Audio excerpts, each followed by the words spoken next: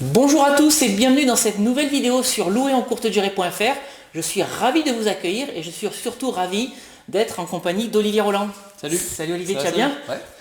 Alors, on va vous parler évidemment, comme d'habitude, d'immobilier sur cette chaîne.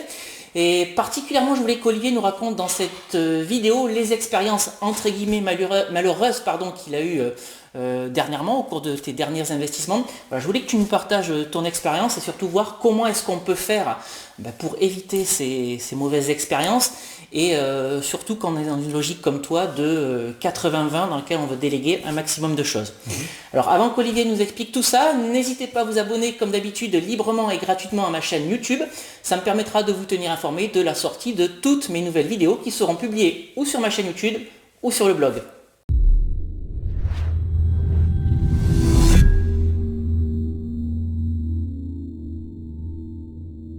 Alors Olivier, écoute, je suis ravi de t'accueillir ici aujourd'hui.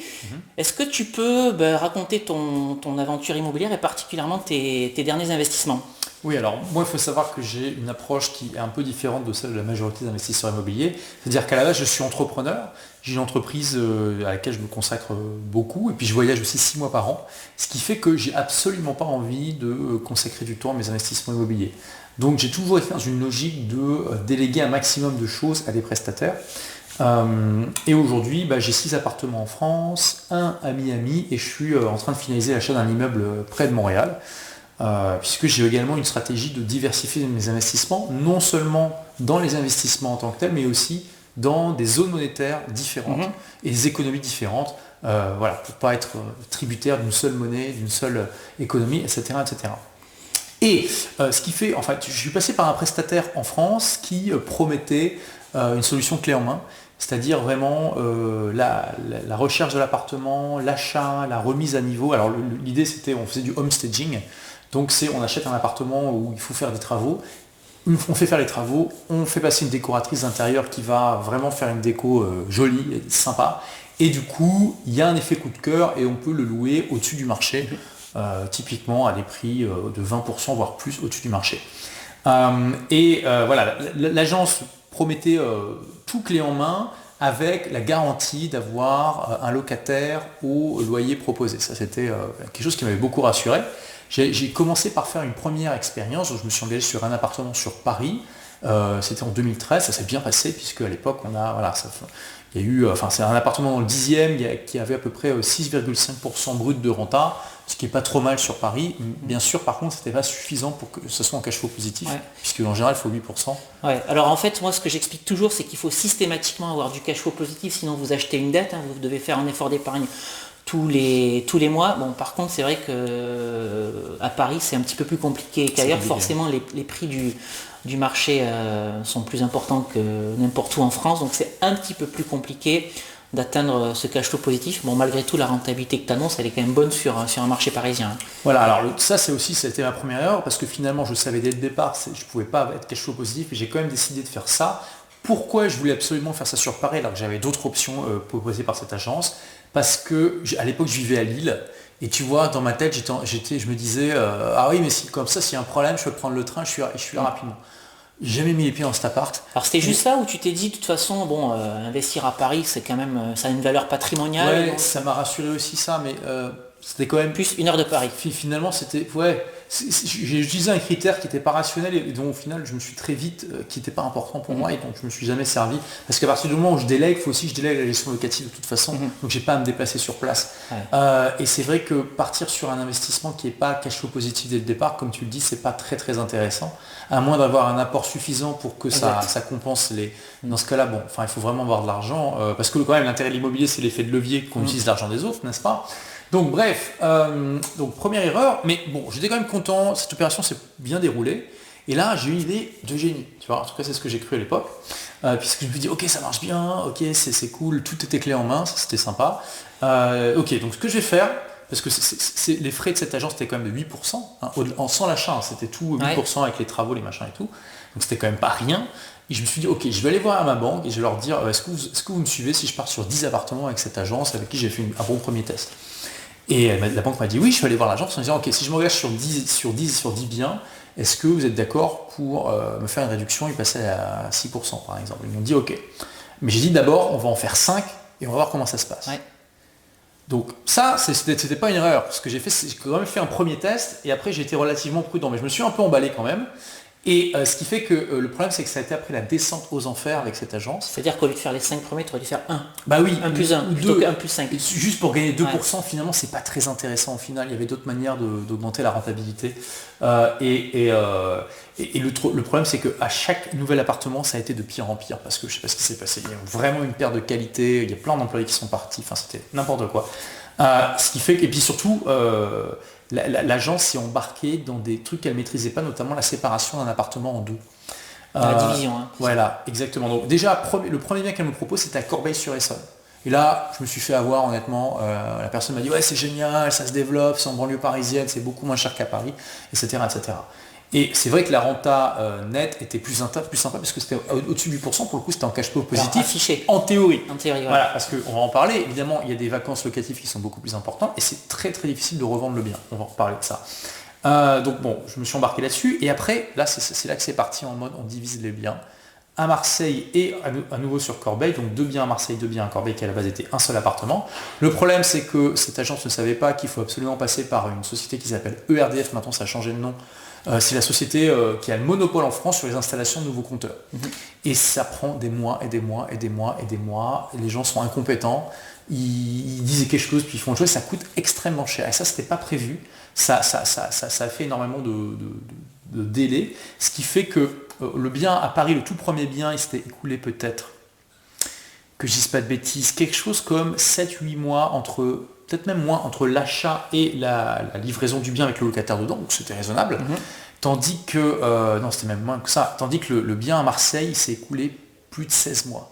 Wow, entre l'achat et c'est ça où déjà j'ai fait aussi une erreur, c'est que j'ai pas suffisamment réfléchi à ce qu'impliquaient les garanties. Parce que ok, cette agence faisait une garantie sur le fait qu'il allait avoir un locataire, mais il donnait aucun délai, donc ça n'avait aucun intérêt. Ça veut dire que légalement, au bout de 2 ans, s'il n'y avait toujours pas trouvé le locataire, il n'était pas en tort. Donc c'était pas vraiment une garantie, en fait, c'était un trompe-l'œil. Il faut faire très très attention au contrat. Comme tu dis, mettre un locataire, oui, au bout de 2 semaines, au bout de 2 ans, c'est absolument pas la même chose. Et toi, pendant 16 mois, c'est ça ? Ouais. 16 mois, il n'y a pas de locataire, il n'y a pas de loyer, par contre, il y a un crédit. Ah oui, il y a un crédit. Alors, j'ai dit à cette agence, mais heureusement, je gagne de l'argent, que je peux me permettre de payer ça. Imaginez la personne lambda qui fait ça, mais vous la mettez dans une merde noire. Et c'était aussi le problème de cette agence, qui savait pas communiquer. En gros, à chaque fois qu'il y avait un souci, elle m'écrivait un email comme ça pour m'expliquer par A plus B pourquoi c'est moi qui avait tort. Ouais. Et elle qui avait raison. C'était vraiment... Enfin bon, 16 mois sans locataire, c'est dur de justifier non, mais c'était comme ça. C'était pas de sa faute. Ouais. C'était la faute du syndic, de RDF, de moi qui n'avais pas tout compris,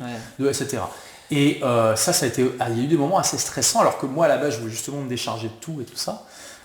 Et d'ailleurs, même une fois, il y a eu un dépassement de budget sur un truc et ils ont eu tout de me dire oui, mais c'est parce qu'on vous a fait un devis d'urgence, on n'avait pas tout inclus et tout. Enfin, donc là, pour vous dire à tel point qu'aujourd'hui, je suis en contact avec un avocat et qu'on est en train de voir pour porter plainte parce que vraiment, je pense que là, il y a du foutage de gueule, soyons très clairs. Donc voilà. Au final, là quand même, les appartements ont été livrés. Donc les 5. Les 5, donc j'en ai 6 en tout. Comme j'étais un peu refroidi par tout ça, je me suis dit, je vais... Alors déjà, oui, le premier appartement sur Corbeil-sur-Essonne, donc revenons à celui-là. Donc le locataire a été trouvé relativement vite, ça, il n'y avait pas de souci. La renta nette théorique était bonne, sauf que la personne est partie au bout d'1 an, et il y a eu pour 4 à 5 000 euros de travaux à faire parce qu'il avait tout... saccagé. Voilà, et après on a mis quelque chose comme, déjà il a fallu refaire les travaux, et on a mis quelque chose comme 4 mois pour retrouver un locataire. Alors je vais juste ouvrir une parenthèse parce que sur la location courte durée, moi j'ai absolument pas ce type de problème. C'est-à-dire que toi tu mets un locataire, il reste 1 an, ce qui est déjà pas beaucoup. Mais là normalement il reste plus longtemps que ça.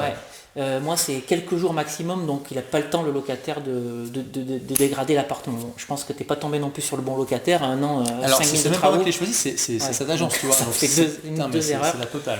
Et en plus j'aurais confié la gestion locative et après ils m'ont dit que ils m'ont pas envoyé de contrat, moi j'ai complètement oublié et maintenant ils disent qu'ils ne se sont jamais occupés. Enfin, oui, c'est très honnête de leur part. Ça va loin.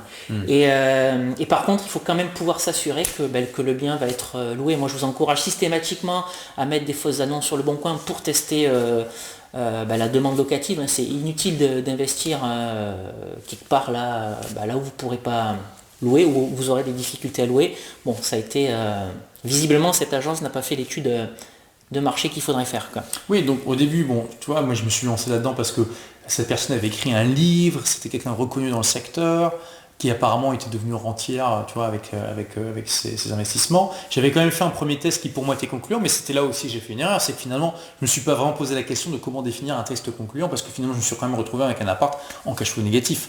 Donc voilà, j'aurais dû me poser plus de questions, être un peu plus prudent. Heureusement, j'ai pas été complètement kamikaze, et ça, c'est ce qui m'a sauvé au final, c'est que j'ai quand même fait les choses progressivement, et que derrière, j'ai toujours investi de l'argent et me suis engagé sur un niveau de dette que je pouvais gérer. Ça, c'est vraiment la règle de base qui me permet aujourd'hui d'être tranquille quand même, même si ça m'embête, mais je suis pas plus stressé que ça quand même, c'est que j'ai investi de l'argent que je pouvais perdre. Ouais, c'est ça. Ouais, ça c'est vraiment la clé. Hein. Ok. Avec ça, les erreurs sont beaucoup plus facilement gérées en fait. Bien sûr, bien sûr. Ok. Donc, difficulté à louer, donc appartement dégradé, difficulté à le relouer. T'en es où de cet appart maintenant? Tu cherches à le revendre? Après, donc j'ai essayé de revendre celui de Corbeil et celui de Paris. Celui de Paris, on a trouvé en 2 mois un acheteur qui l'a acheté. Bon, en gros, j'ai 10 000 € de perte par rapport au prix d'achat, parce que c'est vrai qu'avec tous les trucs, tous les frais, tous les machins, on s'est retrouvé quand même avec un prix. Et en plus, j'ai appris après que cette société en profitait pour vendre des tableaux de la créatrice, enfin de la dirigeante qui faisait des tableaux, il les vendait super cher et tout ça. Enfin, il y a plein de côtés où en fait on se faisait avoir, quoi. Ok. Ouais. Wow. Bon, ouais. Donc finalement on se retrouve avec un bien qui est quand même au-dessus du prix du marché. Donc là je le vends avec une perte, mais au moins je le vends. Et tandis que celui sur Corbeil, en 4 mois, on n'a pas eu une seule proposition. Ah ouais.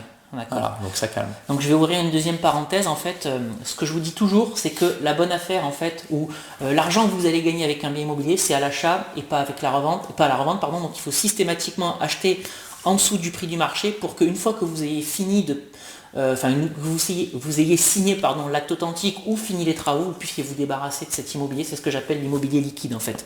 Et bon, ce qui n'est pas le cas, en tout cas de ton appart à Paris. À Paris, je suis un peu moins inquiet, ça se vend facilement. Non, mais ça s'est vendu facilement. Enfin, mais on est en train de signer les papiers. voilà, à Corbeil, par contre, c'est un peu plus... Bon, évidemment, je dis n'importe quoi, mais tu le mettrais à 10 000 à Corbeil, tu serais sûr de le vendre. Ouais, tu n'as peut-être pas envie de le vendre 10 000 pour perdre des dizaines. Non, puis finalement, on a fini par retrouver un locataire et voilà, donc je pense que je vais voir ce que ça donne la gestion. Là, je suis passé par une agence de la gestion locative qui est beaucoup plus sérieuse, que je recommande, qui s'appelle la société MRZ sur Paris, qui m'a été recommandée par Cédric Anissette, qui est un spécialiste du secteur. Ouais. Et voilà, ils sont beaucoup plus professionnels que l'autre, il n'y a vraiment pas photo. Après, ça ne veut pas dire qu'ils sont parfaits, hein, bien sûr, mais au moins, voilà, ils ont un vrai bureau, on peut aller les voir, etc., contrairement à l'autre agence. Enfin bref. Ok, donc... Qu'est-ce qu'on va retenir? S'assurer de la demande locative et faire attention au prix d'achat, même si vous déléguez comme Olivier. Moi, je peux tout à fait concevoir qu'on n'ait pas envie de s'en occuper. Olivier, il est clairement dans une logique immobilier revenu passif. Ouais. Du coup, je devrais peut-être investir dans la pierre papier, on pourra en reparler. Ouais. Et je pense que du coup, la location courte durée, c'est absolument pas pour toi. Non, le coup. À moins que je trouve quelqu'un qui gère tout pour moi. Voilà. Ça, c'est... mais ça se fait, hein, ça se fait. Donc faites bien attention à ce que votre bien vous puissiez le revendre facilement, ne l'achetez pas trop cher. Donc forcément plus il y aura de frais, plus il y aura de délégation, plus il va falloir trouver la bonne affaire. Ok. Bon, ça te refroidit pas, puisque tu es en train d'acheter un immeuble ailleurs. Oui, bah alors tu vois, du coup, moi, la règle de base comme en immobilier, c'est d'acheter dans un secteur qu'on connaît, ce que j'ai jamais appliqué. C'est vrai. Mais donc moi j'aime bien investir dans des zones monétaires différentes et tout ça, et l'immobilier c'est quand même une bonne manière de faire ça. Et cette fois-ci quand même à Laval, donc à côté de Montréal, j'ai vraiment essayé de minimiser les risques possibles d'erreur. Déjà je me suis fait aider par une amie Stéphanie qui a investi, qui a 97 appartements à 44 ans, donc qui connaît extrêmement bien le secteur, qui n'a pas d'intérêt financier direct, qui me conseille en tant qu'ami, qui m'a présenté à tout le monde, etc. J'ai été visiter le bien, ce que je n'avais pas fait avec les autres en France. J'ai rencontré 3 locataires sur 5, ce qui m'a beaucoup rassuré sur la qualité des locataires. J'ai fait inspecter le bâtiment par un spécialiste qui a trouvé d'ailleurs des travaux à faire, parce que le propriétaire a fait. Bon bref, j'ai vraiment essayé de... T'es plus en confiance. Voilà, je suis plus en confiance sur le chose. Et puis tu as peut-être fait attention à des choses que tu n'avais pas fait, bien sûr. Tu n'avais pas fait attention précédemment. Ouais. J'ai quand même délégué énormément de choses, mais voilà, et puis je me suis fait valider à toutes les étapes par Stéphanie, y compris au niveau de l'emplacement, où elle m'a dit que c'est un bon emplacement, et tout ça, donc voilà. Bon, on te souhaite que du positif. Mais j'espère bien, j'espère que dans 2-3 ans... Tu deviens propriétaire quand c'est en train de se signer là, ça va être dans les prochains jours. Ok. Faut que j'envoie l'argent d'ailleurs, parce que c'est déjà quasiment fait. C'est essentiel d'envoyer l'argent. C'est une étape importante. Sinon tu n'auras pas les clés. Ça va être compliqué. Ok, bon. Bah écoute, merci Olivier d'avoir partagé cette expérience. Donc si vous souhaitez en savoir plus sur l'immobilier et la location courte durée, n'hésitez pas à me suivre sur mon blog louerencourtedurée.fr et à vous abonner à ma chaîne YouTube en cliquant sur le bouton abonnez-vous qui vient d'apparaître. Et puis je vous rappelle que j'ai rédigé 2 e-books que vous pouvez télécharger dans cette vidéo. Si vous vous trouvez dans un navigateur internet, cliquez simplement sur les 2 vignettes qui sont apparues sur votre écran. Et puis si vous regardez cette vidéo à partir de YouTube ou d'un appareil mobile, vous pouvez télécharger ces e-books en cliquant sur le petit i qui va apparaître en haut à droite de cette fenêtre. Ou sinon, je vous mets également le lien de téléchargement dans la description, juste en dessous de cette vidéo. Alors le premier e-book s'appelle Convaincre la banque, mode d'emploi, dans lequel je vous explique quels arguments mettre en avant pour convaincre votre banquier de financer votre projet d'investissement locatif. Et le second e-book s'appelle Doubler son salaire avec la location courte durée. Si vous souhaitez savoir pourquoi la location courte durée ou la location saisonnière va vous permettre de dégager une rente immédiatement et pas dans 20 ans grâce à sa rentabilité explosive. Voilà, écoutez, n'hésitez pas à télécharger ces 2 e-books. Olivier, merci d'être passé sur cette chaîne. Merci Sébastien. On se dit à très bientôt. À très bientôt. À très bientôt. Ciao. Ciao.